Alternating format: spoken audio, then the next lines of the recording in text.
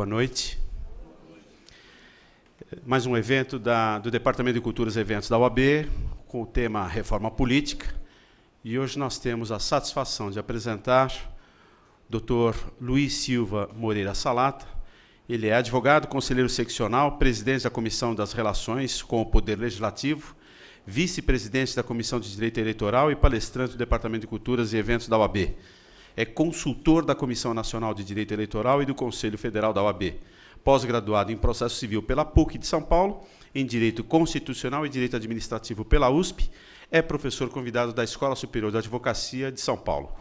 Por favor, Dr. Luiz Silva Moreira Salata.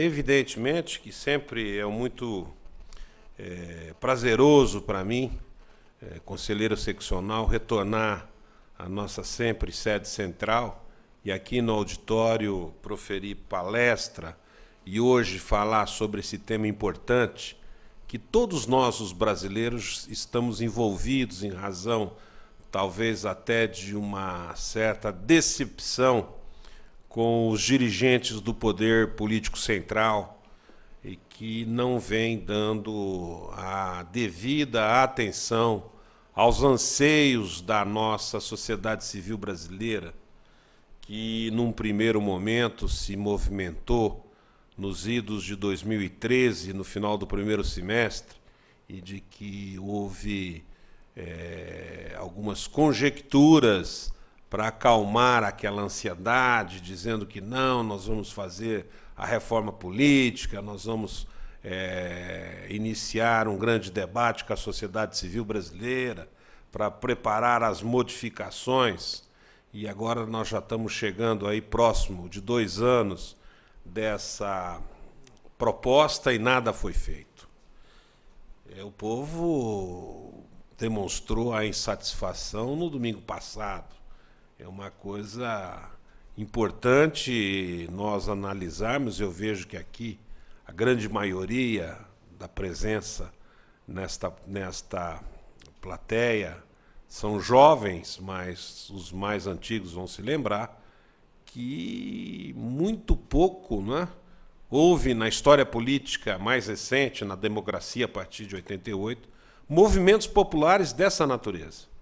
Eu me lembro que houve, após a promulgação da nova Constituição, com o restabelecimento do processo democrático no nosso país, talvez uma grande manifestação popular quando foi instaurado o processo político, o impeachment, contra o presidente Fernando Collor de Mello. Isso nos idos de 1992, quando a OAB foi uma das signatárias da representação endereçada ao Senado Federal para a instauração do processo, e a partir daquele processo em que foi decretada a cassação do mandato do presidente Collor, nós não tivemos mais nenhum movimento dessa natureza como nós estamos assistindo agora mais recentemente.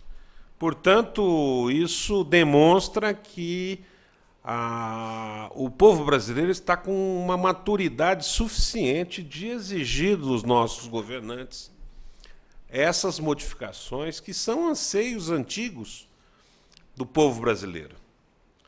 E, evidentemente, que mexendo, cogitando de reforma política, obrigatoriamente nós temos que falar sobre ciência política. Ciência política que remonta a mais de 2.400 anos, né? E falar também a ciência política como uma atividade de reflexão, ou falar da política como uma atividade de competição.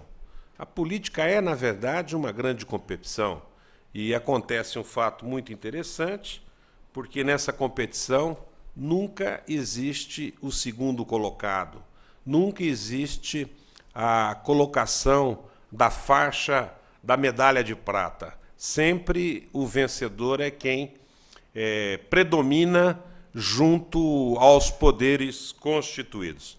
Eu quero falar rapidamente, e vocês devem ter conhecimento, todos, a grande maioria, deve ser colegas e estudantes de direito, sobre os grandes politólogos que nós tivemos na nossa história, começando com Aristóteles, na era anterior a Cristo, depois Maquiavel, depois tivemos Locke, e mais recentemente esse grande francês, Montesquieu, que estudou a separação dos poderes. Evidentemente que todo esse processo de redemocratização do país visou estabelecer as principais regras do Estado Democrático de Direito para que nós pudéssemos movimentar a máquina política mediante a democracia. E o principal pilar da democracia está fixada no início da nossa Constituição, no artigo 1º, parágrafo 1º, que diz que todo o poder emana do povo, em seu nome será exercido nos termos da Constituição Federal. É evidente que essa questão, né, surgiu com muito acento, muito bem acentuado na Constituição, a questão do voto. O voto é aonde o povo, o eleitor, exerce a escolha dos seus candidatos para se contemplar na soberania popular. Todo candidato é consagrado, é vitorioso, através da soberania popular, sob os efeitos do voto direto, secreto, igual para todos. Evidentemente que nós, mais recentemente, temos estudado com muito afinco no direito constitucional. Eu estava conversando agora com o doutor Eduardo, e vocês têm essa informação de que o Brasil sofreu, com a promulgação da nova Constituição, um fenômeno interessantíssimo que teve reflexo direto da constitucionalização do processo. Antigamente não existia essas cláusulas bem entrelaçadas na Constituição Federal que protegiam a cidadania dentro do processo. Então, foi trazido uma cláusula do direito constitucional norte-americano, do Process of Law, o devido processo legal, que é uma cláusula que impõe a respeito e obediência à questão processual. O processo, evidentemente, tem que seguir a sua sequência natural. E desse estudo que nós fazemos, com maior aprofundamento, nós vamos notar que existe alguma coisa muito parecida no direito constitucional norte-americano que foi implantado na nossa Constituição. Aquilo que eu me referi do voto direto, secreto, igual para todos, quer dizer, a única situação em que não há nenhum tipo de discriminação. Qualquer cidadão, em pleno gozo dos seus direitos políticos, exerce o seu direito de voto igualmente com os demais 142.800.000 e tantos mil eleitores no nosso país. Não existe nenhuma diferença. E lá na América, nos Estados Unidos da América, existe a cláusula que diz one man, one voto. Um homem, um voto. Então, são cláusulas muito próximas e que hoje nós, advogados, estudiosos do direito constitucional, nós estamos aperfeiçoando, aprofundando esse estudo a nível científico sobre essas matérias. E eu digo assim para vocês hoje que é muito interessante, eu tive a oportunidade de advogar na vigência da emenda constitucional número 1, a emenda que foi editada, a Constituição que foi editada no processo político implantado pelos militares, que hoje é muito tranquilo nós advogarmos, né? E eu dizia outro dia lá no meu escritório, eu falei, olha, nós vamos chegar uma hora que se o magistrado não seguir a regra certinha do devido processo legal, no que tange a ampla defesa e o contraditório, e quando o processo chegar na Corte Constitucional Brasileira, esse processo certamente será anulado por vício formal. Não se pode hoje bloquear a defesa de qualquer acusado, porque a defesa ela tem que ser ampla. Não se pode deixar de possibilitar a alguém que atue num processo que ele exercite o seu direito do contraditório. Qualquer peça diferenciada que for juntada aos autos, obrigatoriamente tem que abrir prazo para a parte contrária se manifestar. Mas sobre todas essas questões que eu estou falando com vocês, passou a existir no cenário constitucional brasileiro um novo fenômeno que nós chamamos de judicialização das eleições. As eleições anteriormente no Brasil elas não tinham muito um vínculo, embora regida pela Justiça Eleitoral, não tinha muito vínculo com o processo judicial. E isso trouxe um outro fenômeno, que é a politização do judiciário. O poder judiciário passou a ser também um poder político, porque ele passou a intervir diretamente na escolha feita pelos candidatos através da soberania popular. Bom, o que aconteceu? O direito eleitoral passou a exigir uma maior presença do advogado dentro do processo político. Até então não existia. Eu comecei a advogar nos idos de 1982 na Justiça Eleitoral e nós tínhamos muito pouca atuação. Se limitava à questão de corrigir alguns equívocos em registro de candidato, propaganda eleitoral, isso aqui. E é verdade isso que eu estou afirmando para vocês, que eu fui procurado, certa ocasião, numa eleição municipal, Eduardo, e que eles queriam um jornal de grande circulação aqui em São Paulo, Folha de São Paulo, queria fazer uma entrevista comigo sobre a questão da atuação do advogado na Justiça Eleitoral, e eles indagavam como é que eu conseguia sobreviver do exercício da advocacia eleitoral se nós tínhamos eleição em nosso país somente de 2 em 2 anos. E eu falei, olha, eu não vou responder isso para vocês, faz um favor para mim, ligue no meu escritório, lá tem 3 jovens advogados e eles vão informar mais adequadamente, porque eu já estou numa fase de vida que eu já alcancei alguns degraus da advocacia. Mas os jovens que estão iniciando agora a carreira, eles te darão um direcionamento sobre essa questão. E foi interessante que foi feita a matéria, eu não tenho mais o original, com o pessoal que trabalhava comigo no escritório. Isso daqui saiu num domingo, num caderno, num dos principais cadernos, né, dizendo o campo promissor da área eleitoral, né? E mais recentemente saiu uma outra notícia no jornal Estado de São Paulo: advogados eleitorais ganham status e mercado com a judicialização da política.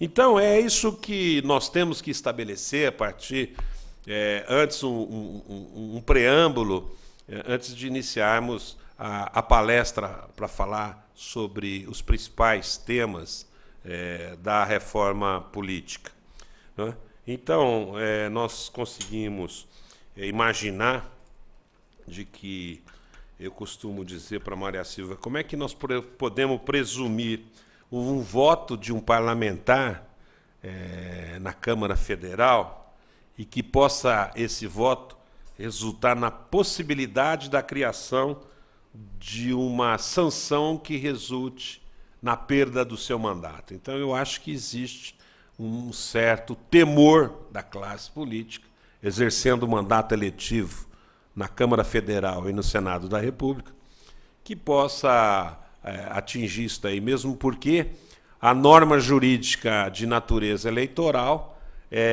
que é criada pelo próprio parlamentar, ele se torna o destinatário dessa norma. Porque se ele está legislando em matéria de direito eleitoral, obviamente que ele é o destinatário daquela norma. Mas, na verdade, a gente vem pensando que nós precisamos mudar alguns aspectos do processo político no Brasil. São aspectos que estão superados em razão da própria atualidade do processo constitucional brasileiro. Nesse plenário, no ano de 2001, nós realizamos um grande encontro e, naquela oportunidade, foi permitido pelo presidente que nós trouxéssemos aqui na OAB de São Paulo o presidente e o relator da comissão da reforma política. Naquela oportunidade, era o presidente, o deputado Alexandre Cardoso, do estado de Rio de Janeiro. Hoje ele é prefeito, se não me engano, da cidade de Nova Iguaçu. E o deputado de Goiás, Ronaldo Caiado, atualmente senador da República. E aqui nós discutimos temas de importância sobre essa questão política envolvendo a reforma eleitoral. E de lá para cá, para vocês terem uma ideia, muito pouco mudou. Desde aquela época nós debatemos a questão do financiamento das campanhas eleitorais, financiamento privado, financiamento público. Naquela oportunidade, tinha estabelecido uma moda na apresentação do projeto que trata, porque ele não foi votado ainda, ele está em discussão, que trata do financiamento público de campanha eleitoral, que vai custar R$ 7 por eleitor no país para se distribuir as cotas do fundo partidário para atingir essa questão do financiamento público. Isso foi superando o tempo e chegamos já no final da década de 2000 e nada tinha sido estabelecido. E houve, no final do ano de 2008 e no começo do ano de 2009, uma proposta apresentada na Câmara Federal para se consolidar essa reforma política. E nós tratávamos naquela oportunidade, lá na Câmara, sobre a questão uma nova ideia para a escolha de deputado através da lista fechada. O financiamento público voltou na pauta, a questão da fidelidade partidária, que tinha sido apresentada através de uma resolução do Tribunal Superior Eleitoral, e eles buscavam, em 2009, uma tentativa de abrir alguma válvula de escape para poder ser efetivada a mudança do partido, em razão do julgamento do Supremo Tribunal Federal em fixar a premissa de que o mandato é de titularidade do partido político e não do candidato eleito. A proibição de celebração de coligações partidárias nas eleições proporcionais, e isso que gera uma moeda de troca, uma barganha muito grande entre os partidos pequenos, né? Porque isso tem uma vinculação direta com a movimentação da distribuição do tempo reservado na propaganda eleitoral para os partidos políticos nas emissoras de rádio e televisão, e também a questão da proposta da cláusula de desempenho, um modelo originário da República Alemã que obriga o partido, para ter um funcionamento parlamentar na Câmara Federal, ele tem que atingir um determinado número de votos no país para poder receber a questão do fundo partidário e ter acesso ao programa do horário gratuito, tanto no programa partidário como na propaganda eleitoral. A grande verdade de que o Congresso Nacional não apreciou essas propostas. Eles vieram fazendo algumas modificações na lei eleitoral, algumas pequenas modificações na questão do direito político em geral, mas a grande verdade é que houve, sim, até o momento, uma grande omissão do Congresso Nacional. E que tudo isso resultou no surgimento mais fincado de um novo fenômeno no direito eleitoral, que cientificamente nós chamamos da intersecção dos poderes no direito eleitoral, mas numa linguagem mais provinciana da advocacia, nós podemos falar que é o ativismo judicial, e todos vocês já devem ter ouvido falar sobre essa questão, que é a jurisprudência formada no Supremo, não é? E juntamente com o poder normativo do Tribunal Superior Eleitoral, positivando esse fenômeno da intersecção dos três poderes no direito eleitoral. Isso iniciou na história constitucional do país, sob os efeitos da Constituição anterior, né, quando teve uma grande modificação através de uma resolução aprovada pelo Tribunal Superior Eleitoral na eleição indireta de presidente da República. Mas isso foi se acentuando e chegou hoje a um momento em que nos deixa um pouco preocupados. Nesse momento de pesquisa, Eduardo, sobre essas questões do ativismo, eu acabei localizando uma história interessantíssima do primeiro-ministro francês, François Guizot, que nos idos de 1790, após a Revolução Francesa, ele afirmou com muita propriedade que quando a política penetra no recinto dos tribunais, a justiça se retira por uma das portas. E aqui no Brasil está começando a acontecer, lamentável, essa questão. Mas vamos lá, tivemos no fenômeno também da verticalização dos partidos políticos nas eleições presidenciais de 2002, e agora eu já estou falando sobre vigência da atual Constituição Federal, que foi aquela questão que o partido político que tivesse coligado com um candidato, lançado um candidato ou coligado com um candidato na eleição presidencial, obrigatoriamente essa candidatura tinha que ter reflexo no Estado. Então, significava dizer que ele não poderia apoiar outro candidato a governador que não pertencesse à coligação a nível nacional. Foi extinto também, através de uma ADI, uma ação direta de inconstitucionalidade, a possibilidade da eleição, a candidatura de nata, né, pelo candidato que estivesse exercendo o mandato eletivo. Ele não poderia mais ser candidato sem enfrentar a escolha da convenção partidária, da agremiação em que ele pertenceria. Vocês vão se lembrar mais recentemente um grande desajuste no processo político, que foi a decretação pelo Tribunal Superior Eleitoral, através de uma resolução, alterando o número de vereadores que eram fixados através das faixas limitadas na Constituição Federal. Isso nas eleições de 2004, muito próximo das eleições, houve um desequilíbrio total nessa questão.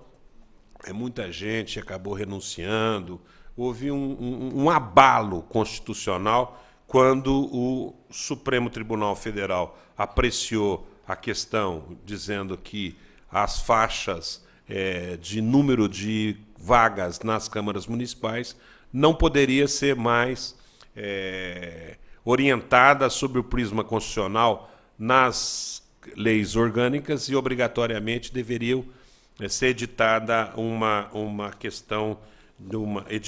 resolução do Tribunal Superior Eleitoral, dentro daquele poder normativo, né, das resoluções, em fixar um novo número de vereadores. Houve um conflito, houve um abalo, houve um confronto do Poder Judiciário com o poder político, a Câmara Federal e com o Senado da República, o Congresso Nacional, que imediatamente apresentou uma emenda constitucional ao contrário do que fixava a resolução. E se criou uma grande polêmica, nasceu aí também uma ADI que não permitiu que aquela emenda fosse vigida, entrasse em vigência nas eleições de 2004, só passou a ter vigência nas eleições de 2008, mas a verdade é que esse ativismo acabou abalando o nosso processo eleitoral de 2004, onde o país escolheu os seus prefeitos e os seus vereadores. Dois fatos importantes marcaram também, mais recentemente, a questão do ativismo. O primeiro deles foi a fidelidade partidária. O Congresso Nacional não apreciava a questão da fidelidade que está prevista no artigo 17, no capítulo dos partidos políticos, e que fala sobre a disciplina partidária no âmbito interno. Essa questão da fidelidade partidária é importante nós analisarmos na óptica de que na Constituição, na emenda constitucional de 69, ela estava prevista. Na Constituição anterior a 69 também ela estava prevista. Quando foi editada a nossa Constituição de 88, foi promulgada a nossa Constituição, ficou colocado nas entrelinhas quando se tratava da disciplina partidária. Obviamente, isso poderia ser tratado, deixava-se em aberto, para ser tratado através da lei ordinária, para regulamentar essa questão, uma lei suplementar, complementar. Mas nada disso foi feito, e o Supremo interviu nessa questão, julgou 3 mandatos de segurança impetrados por partidos políticos e fixou que o mandato parlamentar e majoritário não pertencia ao candidato eleito, mas sim ao partido político.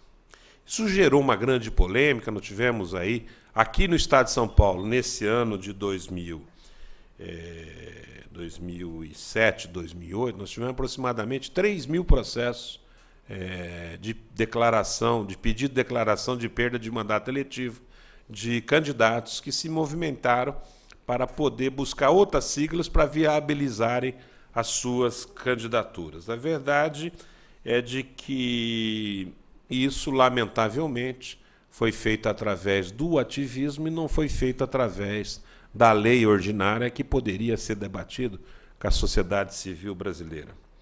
Outro aspecto importante em que gerou uma grande polêmica na sociedade civil brasileira foi os aspectos de inconstitucionalidade que vieram impregnados na Lei Complementar 135, a Lei do Ficha Limpa.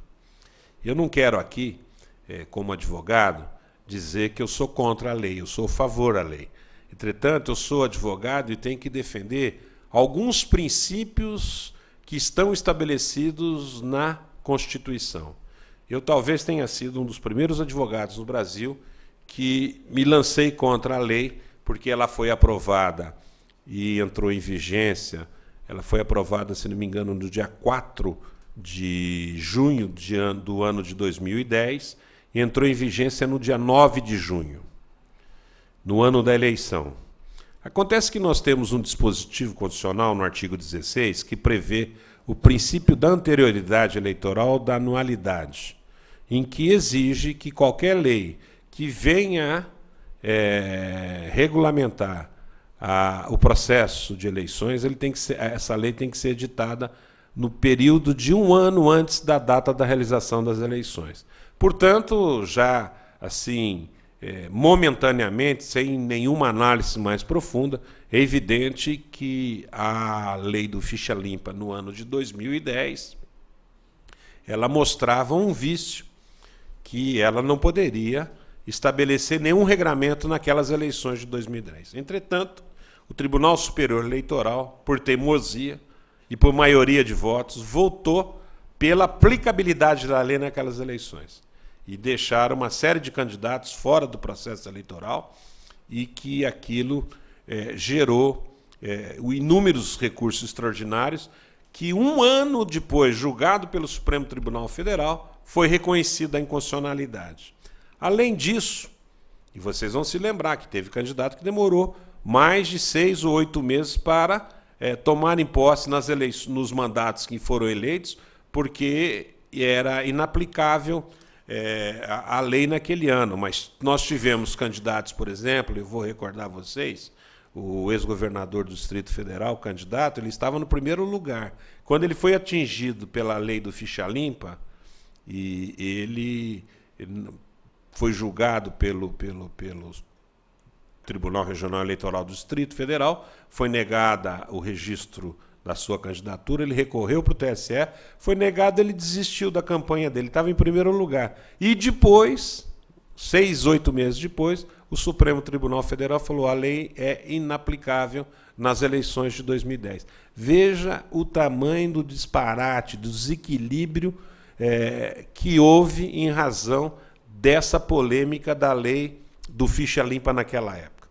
Eu combatia isso, Eduardo, e dizia o seguinte: foi criado na lei do ficha limpa um dispositivo de que tem um confronto direto com a Constituição Federal no que tange à presunção do estado de inocência do acusado.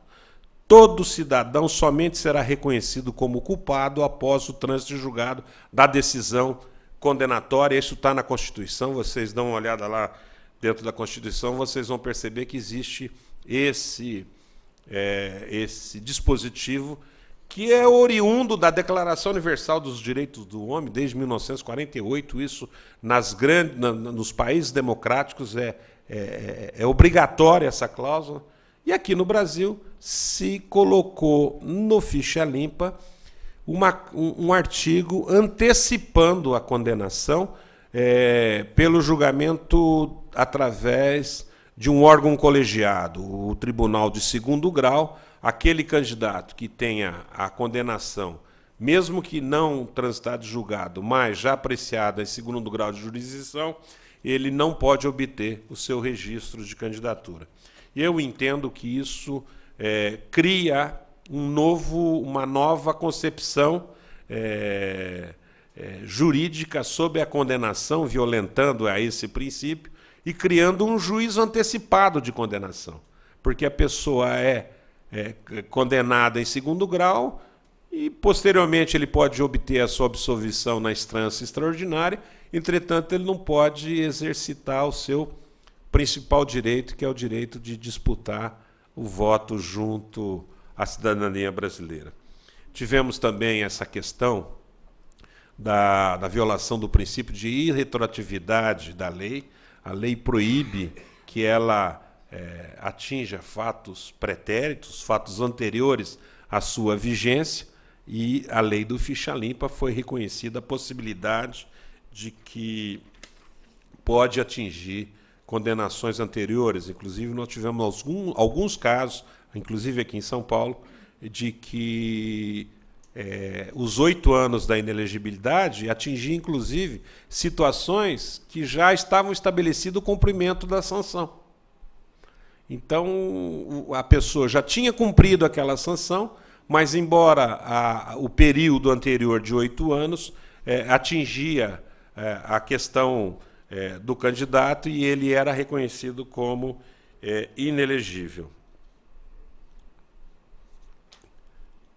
A verdade é que toda essa questão da omissão do Congresso Nacional, e surgiu o ativismo, né, trouxe uma grande preocupação para todos nós, os advogados, porque eu comecei falando para vocês de 2001, passei, pulei, falei da proposta de 2009, chegamos no ano de 2013, a presidente Dilma surgiu com uma proposta de se fazer a reforma política através da convocação de uma Assembleia Nacional Constituinte, o que é absolutamente inviável. Qualquer um de vocês analisando essa questão vão entender que tudo isso pode ser feito através de leis ordinárias ou emendas constitucionais, não temos necessidade de eleger uma Assembleia Constituinte para especificamente fazer uma reforma política. Isso é um absurdo, vamos dizer, que seria um entendimento absolutamente desprovido de qualquer imaginação viável dentro da cultura do povo brasileiro. Aí ela veio com a conversa de que nós poderíamos, então, enfrentar um plebiscito, nós faríamos a escolha através do plebiscito. Imagine que os temas são importantes e não podemos limitar, né, a atuação do eleitor brasileiro através de um plebiscito para falar sobre a questão da reforma política. Mas eu tenho aqui comigo tudo isso que fala, essas polêmicas, naquele período em que o povo brasileiro foi às ruas exigir mudanças, né? E que nada foi feito. Então, nós chegamos ao ponto de uma vergonha nacional junto aos países mais democratizados no mundo, quando nós assistimos essa questão. Um deputado federal, com trânsito e julgado de uma sentença condenatória, frequentava as sessões do Congresso Nacional e depois o Congresso Nacional, a Câmara Federal, se obrigou a fazer a cassação do seu mandato, né, deixando a deriva, deixando de lado o princípio do artigo 15, que trata da suspensão dos direitos políticos decorrentes com a condenação criminal transitada e julgada. É óbvio, todos nós sabemos, é princípio basilar constitucional que todo cidadão que tiver sentença criminal transitada e julgado, ele tem automaticamente a suspensão dos direitos políticos. Portanto, se ele tem suspensão dos direitos políticos, Eduardo, ele jamais poderia exercer mandato eletivo, porque o requisito principal da Constituição Federal para o candidato obter o seu registro é o pleno exercício dos gozos do direito político. Então, isso daqui que foi a vergonha nacional. A Câmara Federal convocou uma sessão para poder caçar um deputado que já não era mais o detentor do mandato pela Constituição. Então, essa verdade é que nós temos que pensar que na reforma política nós temos que estabelecer algumas regras que tratam sobre a valorização dos partidos políticos, porque nós não vamos ter democracia forte, democracia que resista, né, se nós não tivermos partidos políticos. Nós temos hoje no país 32 partidos políticos. Às últimas eleições nós tivemos um acréscimo, porque antigamente, na legislatura anterior, eram 28 partidos, com 21 com representação no Congresso Nacional, na Câmara Federal. Hoje nós temos 32 partidos com 28 partidos com representação. Mas a verdade é que nós temos, e isso é um pouco preocupante para nós todos que estudamos essa questão do direito político, do direito eleitoral, porque se houver uma modificação no sistema e for escolhido o sistema da lista fechada, nós vamos trazer agora, em pleno 2015 e 2016, o retorno dos coronéis na política, porque os presidentes de partidos é quem vão comandar a escolha dos candidatos na lista fechada. Você não vai votar mais no número tal, você vai votar no número do partido e na lista que foi formulada. Evidentemente que os candidatos escolhidos pelos presidentes dos partidos é quem serão os primeiros na lista e serão eleitos. Na verdade, eu sempre costumo ler as matérias de jornal. Então, aqui, nós temos uma matéria que diz que a metade dos partidos políticos no Brasil, há mais de 10 anos, não toca de presidente. Mas nós temos caso aqui de 28 anos, 24 anos, o mesmo presidente dirigindo os destinos do partido. E isso daí, obviamente, essa magnitude do processo político no Brasil é uma coisa assustadora para qualquer democracia. Nós somos hoje, estamos hoje entre os 3 maiores países do mundo com número de eleitores. Nós temos o Brasil, os Estados Unidos, a Índia e a Indonésia. Veja que nós tivemos uma evolução no processo político muito importante. Nós temos hoje 142.822.000 eleitores no Brasil. No estado de São Paulo tem 31.900.000, quase 32 milhões, aproximadamente a população da República Argentina. E o Roraima tem 299.000 eleitores. E veja que existe um grande desequilíbrio, isso que gera a necessidade dessa reforma. Roraima, com 299.000 eleitores, tem 7 deputados federais. O estado de São Paulo, com 32 milhões de eleitores, tem 70 deputados.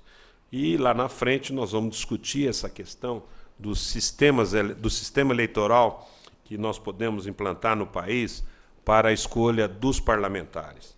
Mas é interessante também analisarmos que na eleição de 1945, que foi convocada a Assembleia Nacional Constituinte e foi eleito presidente o general Dutra, somente 11% dos eleitores no país votaram. Nas eleições de 60, 22%.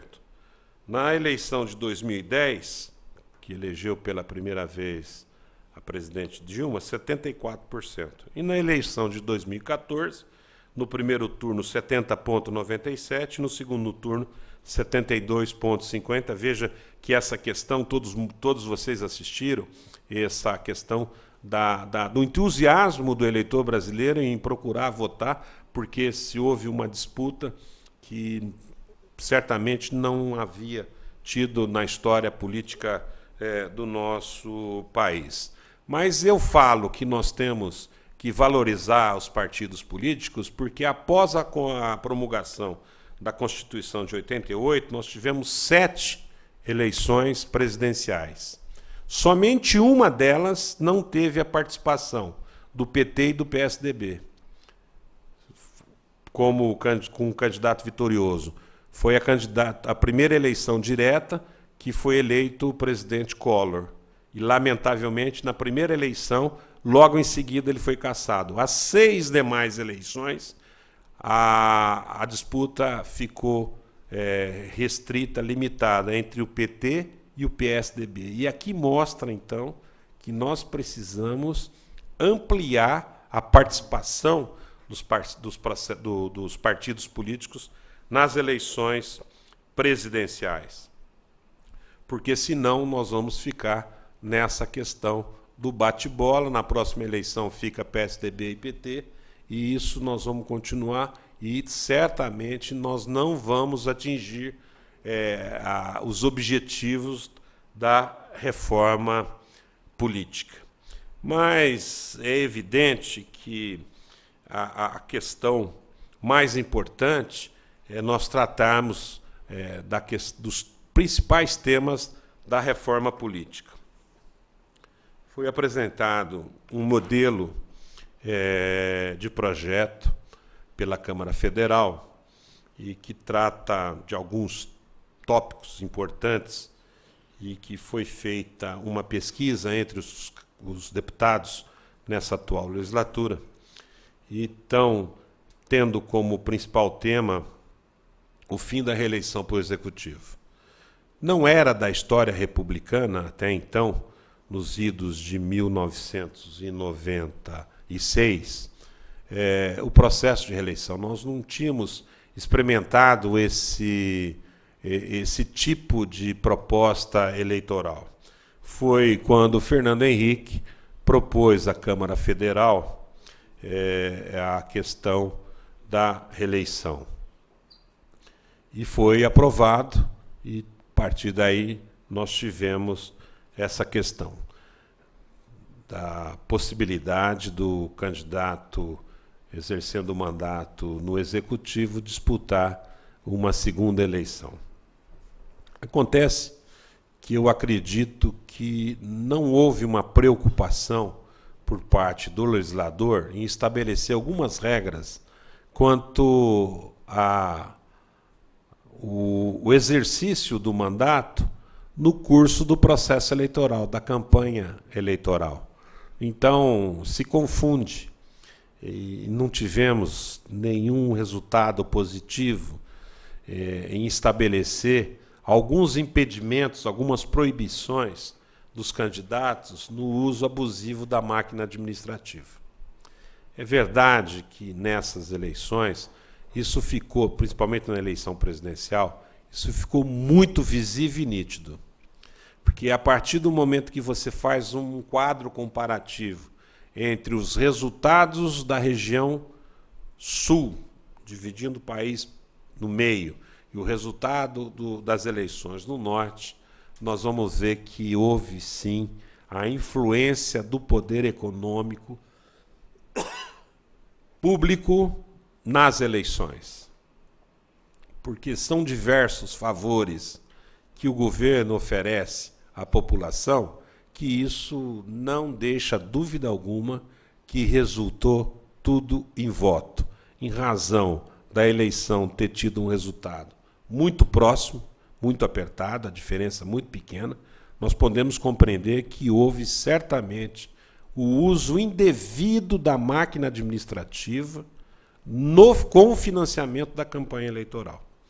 E eu acho que isso não é muito bom para nós brasileiros, porque nós voltamos àquela questão que o ministro Vitor Nunes Leal falou, o ministro Vitor Nunes Leal, que integrou o Supremo Tribunal Federal e teve o seu cargo de ministro cassado por ato constitucional, que ele dizia da influência dos coronéis nas eleições, né?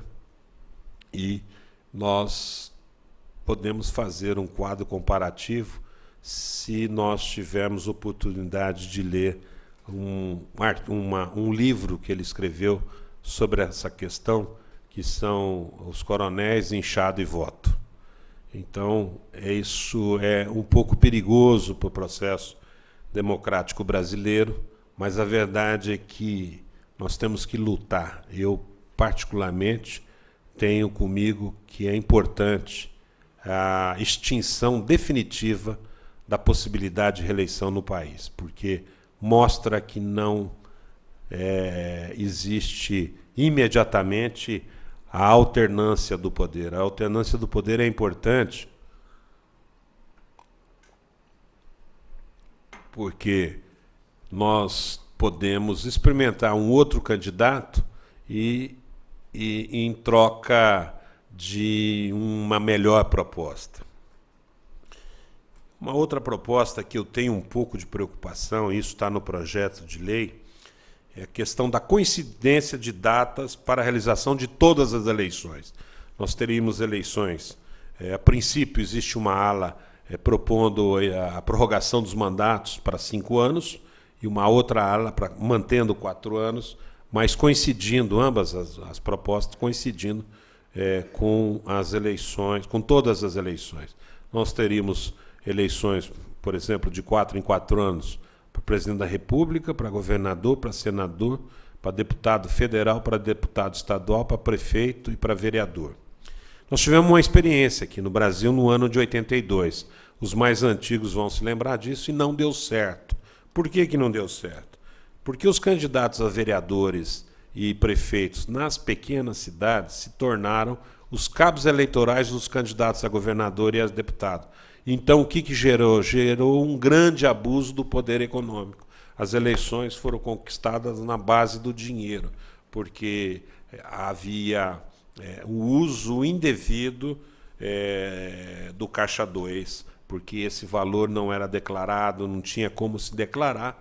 E vocês vão se lembrar, os mais jovens têm que dar uma estudada nisso, mas eu penso que isso é um pouco danoso para o processo político brasileiro, no mesmo momento, mesmo porque nós temos que, talvez, possivelmente, teremos que reaparelhar a nossa máquina, porque a nossa máquina, a máquina eletrônica, do voto eletrônico, ela está preparada para receber, no máximo, no período das 8 da manhã às 5 da tarde, 420 eleitores, mas numas eleições com essa pausa, né? Ou eleição presidencial, que é a eleição geral, ou então a eleição municipal. Se acrescer, eu tenho a impressão que não haverá tempo suficiente de atender todos os eleitores. Se tem também no projeto a proposta da extinção das coligações nas eleições proporcionais. Evidentemente que isso vai proporcionar uma maior valorização às grandes agremiações, né? E que haverá uma redução das condições dos pequenos partidos, porque os pequenos partidos vão ter dificuldade em eleger seus candidatos, porque, extinta a coligação, evidentemente que a base, né, eleitoral de cada um deles será muito pequena e certamente não poderá haver sucesso na escolha de candidatos. Evidentemente que tudo isso vai se formar em torno da cláusula de barreira ou cláusula de desempenho, aquela que eu inicialmente havia comentado com vocês, né? Se formar, exigir do partido político o atendimento de um número mínimo de votos nas eleições, exigindo também esse número mínimo em determinados estados para que o partido possa ter regularidade no funcionamento parlamentar e possa receber cotas do fundo partidário e possa usar do horário gratuito reservado nas emissoras de rádio e televisão, no horário reservado aos partidos e à propaganda da campanha eleitoral. Eu queria fazer um parênteses para vocês, somente para comentar alguma coisa rapidamente. Eu vou abranger em um outro tópico essa questão, mas isso deixa uma preocupação muito grande quando se fala do horário gratuito, porque esse horário gratuito é financiado pelo povo brasileiro, porque ele é pago para as emissoras de rádio e televisão através da compensação fiscal do imposto de renda. Nessas eleições presidenciais, custou aproximadamente para o Tesouro Nacional 760 milhões de reais. O uso do tempo reservado à propaganda eleitoral no curso da campanha. Eu penso que isso nós temos que fazer uma análise mais profunda, porque, evidentemente, isso é muito claro, que as pequenas siglas são usadas, são captadas, são trazidas na composição da coligação exatamente para aumentar o horário gratuito. E se vocês notarem, se vocês se lembrarem, a Dilma tinha 11 minutos e o Aécio tinha 5 minutos. E a Marina tinha 3 minutos, ou 2 minutos e pouco. Vê a desproporcionalidade disso, pago pelo dinheiro do povo brasileiro. Eu acho que nós temos que meditar, reflexionar sobre essa questão. Uma outra questão muito importante, Eduardo, é o financiamento das campanhas eleitorais. Atualmente nós temos uma ADI já praticamente definida no Supremo Tribunal Federal, proibindo a participação das empresas no financiamento. Certamente, após o julgamento dessa ação, haverá aí alguma reação por parte do Congresso Nacional ou na apreciação da matéria no âmbito da reforma política. Mas a verdade é que nós precisamos definir as pequenas questões que são importantes e de interesse da sociedade civil brasileira, né? Porque será que não seria importante a gente copiar o modelo norte-americano e essa propaganda nas emissoras de rádio e televisão serem pagas pelos partidos políticos, fixar um determinado tempo para cada partido, e se ele quiser usar, ele paga, o partido paga diretamente, é custeado, o custo é suprido pelas agremiações partidárias. Eu não vejo como continuar a fazer essa manutenção através da distribuição das cotas, né, do fundo partidário. Eu penso que essa questão nós deveríamos imediatamente debater com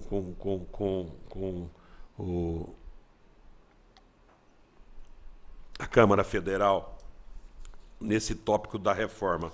Mas a verdade é que esse financiamento ele sempre resulta num abastecimento financeiro da campanha eleitoral e que, se nós analisarmos, eu não quero aqui trazer para vocês maiores informações sobre esse monstruoso processo de corrupção que foi instalado na Petrobras, mas tudo isso se iniciou através de uma contribuição das empresas nas campanhas eleitorais. Então nós temos que analisar. O vulto é muito grande, o prejuízo do povo brasileiro é maior ainda, e eu não sei que nós podemos definir a regra, extinguir alguma das cláusulas, das possibilidades no financiamento misto e deixar como está, ter o privado, ou ficaríamos exclusivamente com o financiamento público custeado pelo Tesouro Nacional. A verdade é que nós temos que meditar muito sobre essa questão, porque penso que é uma das principais abordagens que haverá na reforma política. Nós temos que pensar também sobre a alteração do sistema eleitoral de representação no Legislativo. Esse sistema atual nosso, o sistema proporcional, ele já está um modelo totalmente defasado. Será que nós poderíamos pensar no voto distrital misto, que seria aquele voto que você escolheria um candidato no seu distrito e depois você escolheria conjuntamente um candidato no total da circunscrição eleitoral? Ou uma proposta que está crescendo muito pelos grandes partidos, sobretudo patrocinado pelo PMDB, que é o voto majoritário. Se elegeria em cada circunscrição, em cada estado, os candidatos mais votados. Eu não sei se isso atenderia à demanda do eleitor brasileiro. Nós teríamos que pensar, porque por esse sistema certamente seria extirpada a participação das minorias. E aqui ficaria uma ideia de modernidade no sistema eleitoral europeu, com a criação das federações dos partidos. Pequenos partidos se agrupariam numa federação de partidos e atuariam num período anterior, não seria como a coligação. Um ano antes da data da realização das eleições seria formada a federação com os partidos e com a proposta dessa federação manter vigência até o final da legislatura. Porque eu tenho aqui, depois eu vou comentar com vocês, alguns dados interessantes que mostram que certamente, se vier essa questão do voto majoritário, essas pequenas siglas serão extirpadas do processo político brasileiro. Nós teríamos a hipótese de continuarmos pelo sistema atual, que é o proporcional, com lista aberta. O eleitor escolhe o candidato indicado pelos partidos na lista, né? Ou a lista fechada, que seria aquela que seria feita pelos partidos políticos e o eleitor não votaria individualmente a nenhum candidato. Ele votaria na lista. Quer dizer, ele vota na lista do partido X. Então, o partido X depois lá computa seus votos, teve tantos votos, elegeu três deputados. Os 3 primeiros mais votados são os candidatos eleitos. Ou teríamos, talvez esse para o Estado de São Paulo seria ideal, o Eduardo e Maria Silvia. A Maria Silvia está cansada de ouvir isso daí, porque eu falo que é o modelo que corrige o desequilíbrio contra o eleitor paulista, o distrital puro. Nós dividiríamos 142 milhões de eleitores por 513 vagas existentes na Câmara Federal. Formaríamos um distrito com aproximadamente 300 mil eleitores.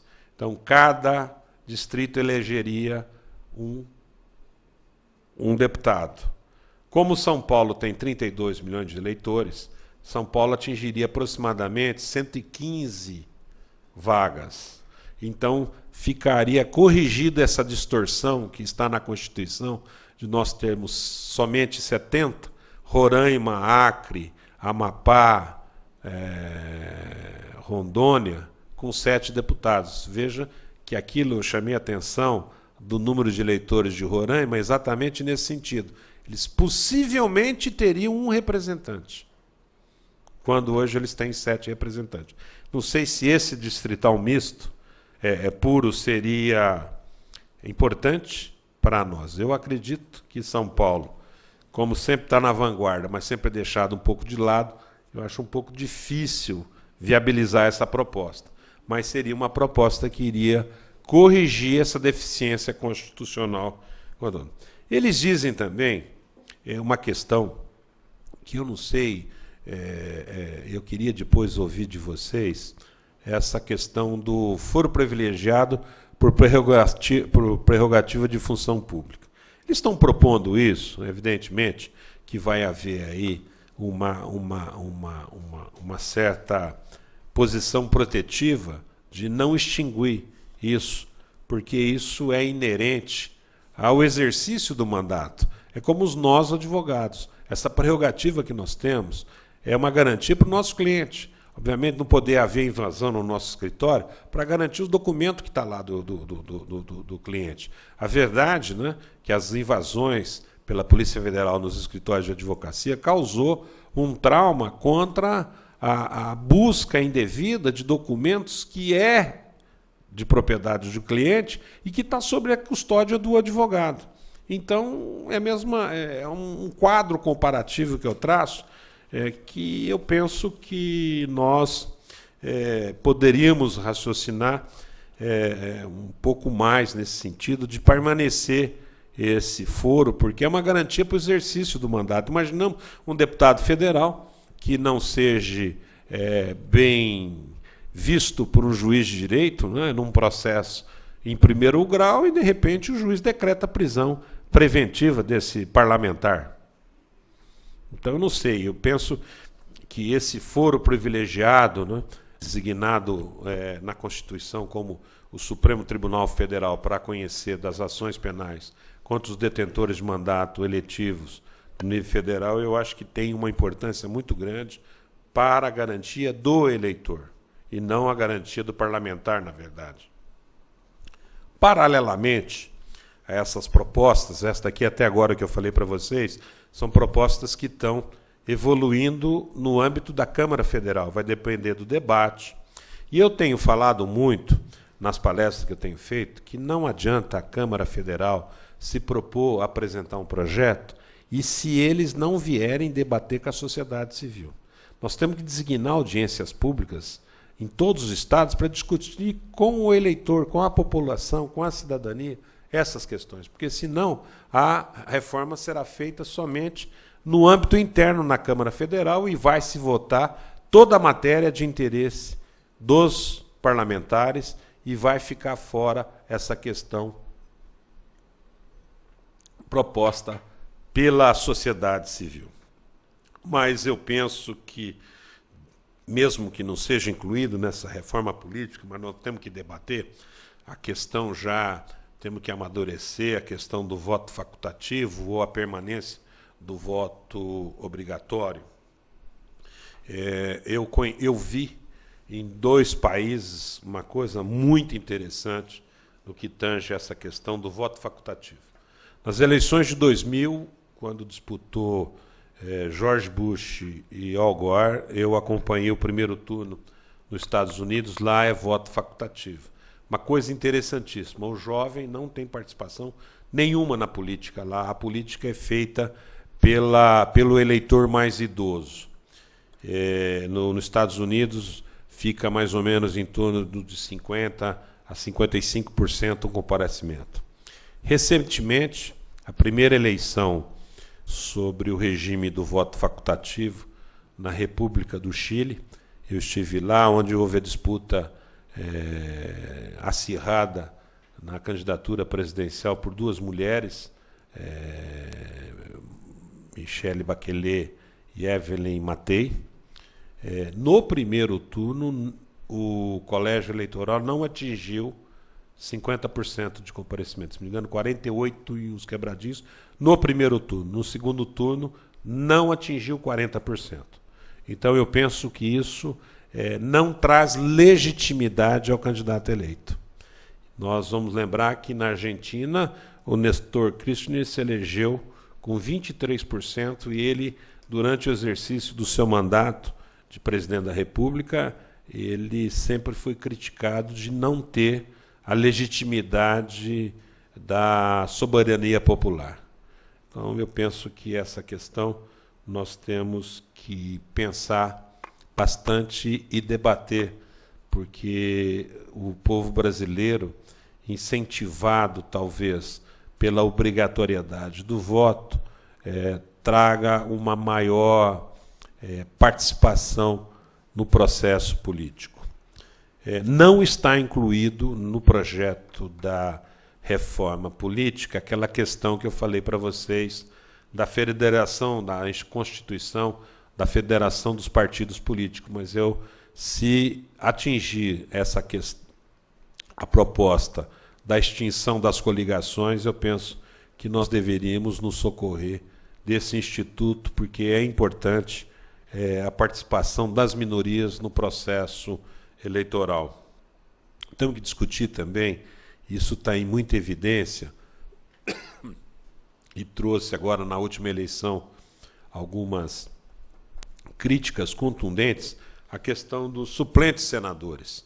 Os senadores da República, num cargo de mandato com um período de 8 anos, muitos senadores colocando como suplentes, parentes, amigos próximos ou até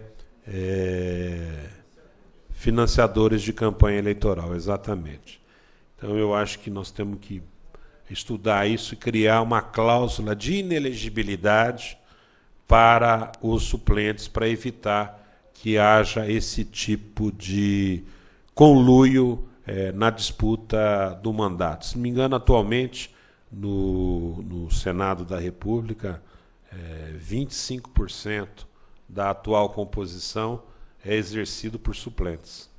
Então, isso é um pouco preocupante, porque realmente o Senado, o mandato de senador, é um mandato muito importante para o processo democrático. Se caso não haja a extinção da reeleição, nós temos que cuidar de uma cláusula que obrigue a desincompatibilização do chefe do executivo como candidato à reeleição. Obrigar que ele se retire do exercício do mandato para poder participar do processo político. E é interessante isso no Brasil, porque o chefe do executivo ele pode disputar a reeleição no exercício do mandato. Mas se um secretário de Estado, no caso na disputa de governador ou de um presidente da República, o ministro é obrigatoriamente exigida a sua desincompatibilização no período de 6 meses anteriores à data da eleição.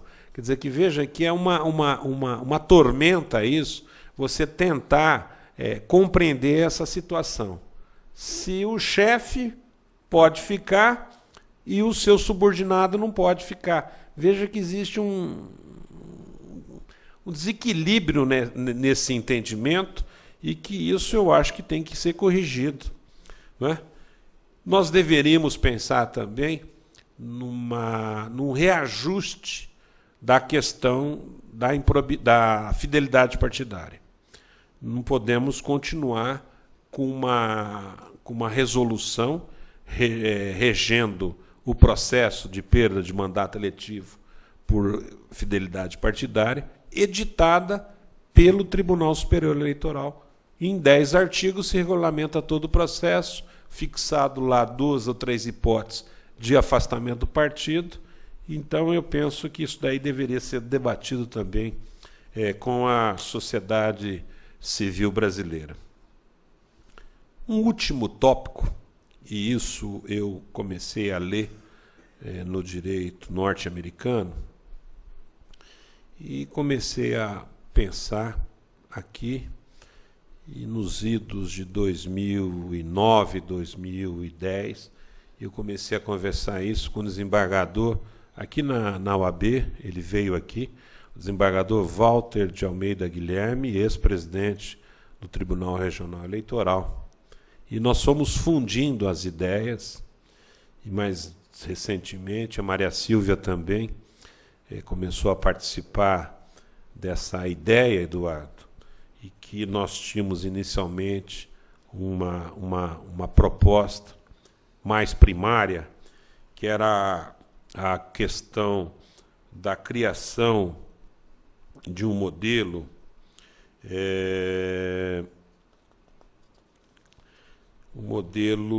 para corrigir o defeito democrático pelo discurso inverídico. Aquele candidato que usou o horário gratuito e fez promessas e não foram cumpridas no curso do mandato eletivo. O que nós poderíamos pensar em penalizar a perda de mandato, que seria o recal, ou uma criação de uma cláusula de inelegibilidade após o exaurimento do exercício do mandato em que ocorreu aquela promessa, o discurso inverídico. Mas a verdade é que nós ampliamos essa proposta, e recentemente a Maria Silvia, participando do seminário da Reforma Política que foi realizada há pouco tempo aqui na sede central, na nova sede central da OAB, de se fundir tudo isso e também trazer a ideia de que a perda do mandato eletivo deveria ser de natureza popular, não mais permitir que as câmaras municipais apreciem o processo de cassação do mandato eletivo do prefeito, do executivo. Seria aquela questão voltada ao povo é quem escolheu, é o povo quem, né, desconstitui o mandato que ele mesmo escolheu. Então, eu acho que isso daí nós temos que criar, talvez, 2 maneiras, 2 novos instrumentos, né? Um para cuidar do discurso inverídico, né? E o outro para cuidar da questão da constituição do mandato num sentido mais amplo de natureza popular. Eu penso que essas seriam as principais propostas para nós, brasileiros, debatermos nesse momento em que nós estamos ansiosos de assistirmos, né, à evolução efetiva da reforma política. Eu não vejo nenhuma condição de nós continuarmos a